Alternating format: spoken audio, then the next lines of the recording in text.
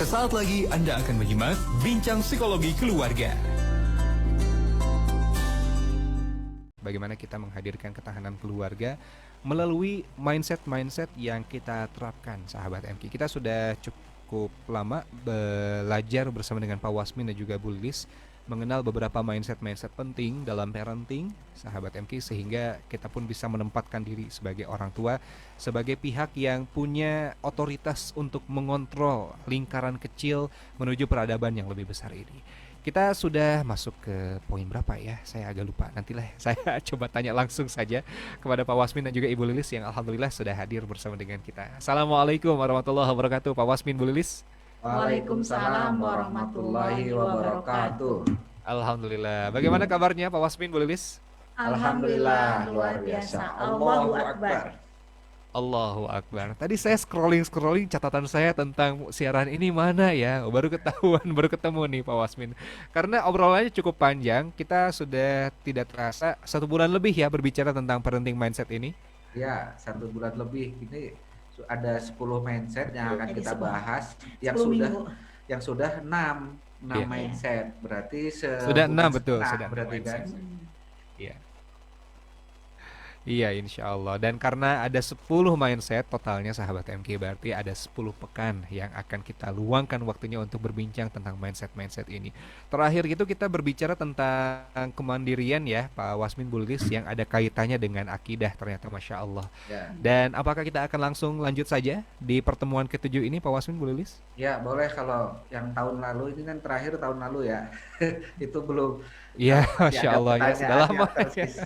pertanyaan yang tersisa boleh Iya. dibahas, tapi kalau enggak kita masuk karena pembahasan kali ini sangat menarik sekali, di mana pembahasan kita kali ini akan mengupas tuntas tentang kegalauan orang tua alami, terutama di beberapa sesi-sesi parenting itu orang tua dibuat bingung. Ada trainer yang mengatakan udah anak biarkan menjadi dirinya sendiri, nggak usah dipaksa-paksa, nggak usah diarah-arahkan, kembali ke fitrah gitu, atau salah pemahaman tentang fitrah bisa jadi. Di sisi lain ada trainer yang harus ditetapkan standar tinggi. Kalau anak tidak ditetapkan standar tinggi, nanti daya saingnya kurang. Nanti kalau nggak ditetapkan standar tinggi, banyak waktu yang habis yang terbuang. Jadi kita akan bahas nih, kita kupas tuntas nih hari ini, berhubungan dengan penetapan standar tinggi kepada anak dalam parenting itu boleh apa tidak gitu. Sehingga nanti mindset kita tentang penetapan standar pada anak ini harus pas nantinya. Ya, tidak lagi ada dilema, ada kegalauan di orang tua nih ya, berhubungan dengan penetapan standar gitu. Masya Allah. Karena ya ini juga berbuah dari banyak curhatan ya. Ada yang menetapkan standar tinggi dengan memfasilitasi banyak les, dengan memberikan banyak tekanan kepada anak. Anaknya juga jadi ikut stres gitu ya. Harus di Tapi ada juga yang membebaskan negeri, gitu kan. Nah, itu dia ya. Harus masuk ke negeri. Jadi agak jadi beban begitu ya. Tapi di sisi lain kutub ekstrim yang lain juga ada yang kumaha budak we. Gimana anak saja. Nah, titik proporsionalnya mungkin ya yang perlu kita temukan, Pak Wasmin, dulu, Lilis. Ya. Nah, untuk mengetahui titik proporsional ini, saya ceritakan dulu lah beberapa dilema yang dialami orang tua ya. Biar nanti gambar gitu, karena baru terjadi. Misalnya kemarin ada minggu-minggu kemarin cukup banyak juga nih klien yang anaknya mulai mengeluh salah jurusan gitu. Orang tua kan sudah lumayan ya ketika anak bisa masuk ke perguruan tinggi gitu kan, sementara ada anak lain yang tidak masuk, tiba-tiba di sela kegembiraannya anak merasa salah jurusan. Nah, ini gimana ya Pak Wasmin gitu. Saya sebagai ibu, apalagi bapaknya juga bukan orang sembarangan misalnya, malah ada sebagian akademisi nih. Kalau kita maksa anak tetap pada jurusan tersebut, khawatirnya memang itu bukan bakatnya, bukan minatnya. Nanti dia malah jadi depresi gitu kan. Waduh. Tapi kalau saya pindahkan juga, apakah betul keputusan memindahkan? Ya kalau uang mungkin salah satu pertimbangannya, tapi tidak terlalu sih. Kalau emang yang benar-benar pindah adalah solusi lebih baik, ya nggak apa-apa gitu. Iya, iya. Apakah pindah itu solusi yang terbaik ketika dia udah semester 3? Berarti kan udah Betul. setahun setengah tuh. Kalau pindah berarti 2 tahun lewat kan? Karena Iya, kalau iya. pindah mungkin tidak di setengah semester, tapi di tahun tahun penerimaan baru kan? Berarti artinya Betul. 2 tahun lewat. Yang ketiga, apakah kalau pindah itu benar solusi? Kalau memang pindahnya karena lari gitu kan? Karena lari, karena lari berarti kan masalah yang sama akan ditemui itu di jurusan yang Betul, katanya ya. lebih bakat. Iya, Masalah yang iya. sama apa ya? Masalah berhubungan dengan tugas numpuk lah, berhubungan dengan relasi dengan dosen lah, ada perkataan dosen yang tidak disuka lah gitu. Kan di jurusan yang baru potensinya akan tetap ada kan, tugas itu tetap ada. Betul, betul. Nah, ini sehingga orang tua itu bingung gitu cara menetapkan begitu. Nah, akhirnya kami sarankan ya gini, biar Bapak Ibu nggak bingung, kita tanyakan pada ahlinya.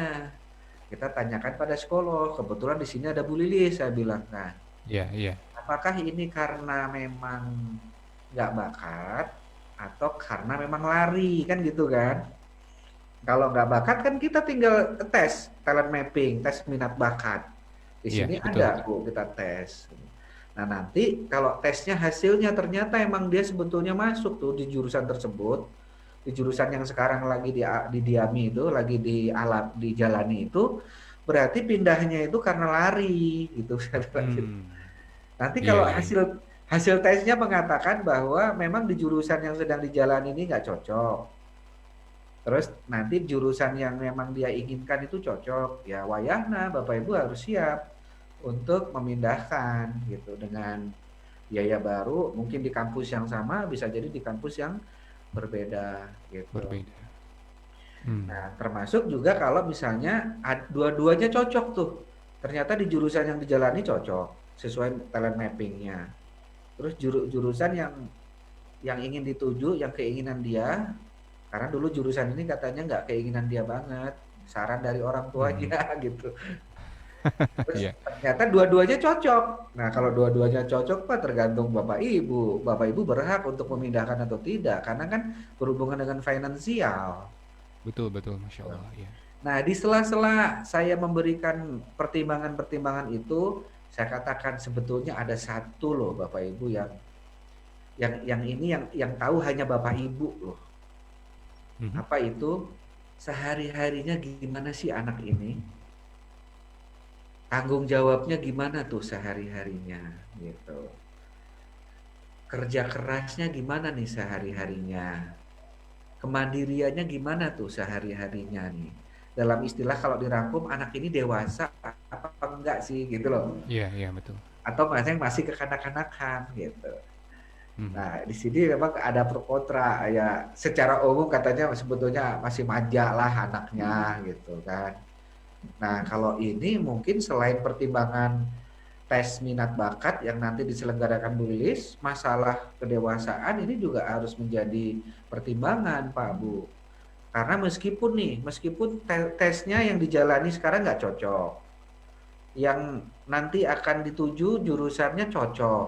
Tapi kalau ini masalahnya adalah di kedewasaannya kurang, meskipun di jurusan yang cocok pun dia tetap akan tidak benar gitu, tidak Ya. maksimal Baik. gitu.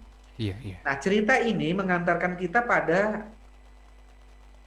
paradigma parenting yang sekarang nih, pada mindset parenting kita yang sekarang nih. Berarti penetapan standar tinggi pada anak itu boleh nggak sih? Kalau boleh sampai batas mana sih? Mhm, Bolehkah mhm. orang tua menetapkan anak harus di perguruan tinggi negeri misalnya? Apakah di Iya, sekolah swasta kan beberapa sekolah swasta juga sekarang lagi di ini ya, lagi di target sama orang tua tuh karena kalau di betul, situ betul. akan keterima sebagiannya di perguruan tinggi misalnya, Hmm. ada yang ke Timur Tengah misalnya, Iya. ada yang sekian persen lulusan sekolah swasta tersebut ke Eropa, nah, gitu. Sehingga orang tua menetapkan Hmm. standar tinggi ke arah sekolah-sekolah yang dituju, termasuk prestasi-prestasi Olimpiade, Betul, betul. termasuk hafiz Quran, standar tinggi di sana, boleh nggak sih gitu. Nah ini kita akan akan gali nih hari ini nih. Pengantarnya tadi contoh orang tua yang anaknya dilema terhadap jurusan anaknya. Baik, baik, insya Allah. Lebih lengkapnya kita akan coba bincangkan di segmen selanjutnya saja ya Pak Wasmi dulu Ya, supaya lebih leluasa waktunya. Dan Anda juga sahabat MK yang sekarang sedang dilema juga, mungkin mirip-mirip dengan kejadian yang tadi diilustrasikan Pak Wasmin, atau mungkin Anda juga memiliki pengalaman menetapkan standar tertentu kepada putra-putri Anda, atau sebaliknya Anda tidak menetapkan standar apapun begitu, yang penting ya. anak baik-baik saja, yang penting soleh, solehah begitu ya. Bagaimana pendapat Anda atau bagaimana pengalaman Anda? Anda boleh bagikan. Kami insya Allah akan kembali menyapa Anda selepas beberapa informasi berikut ini.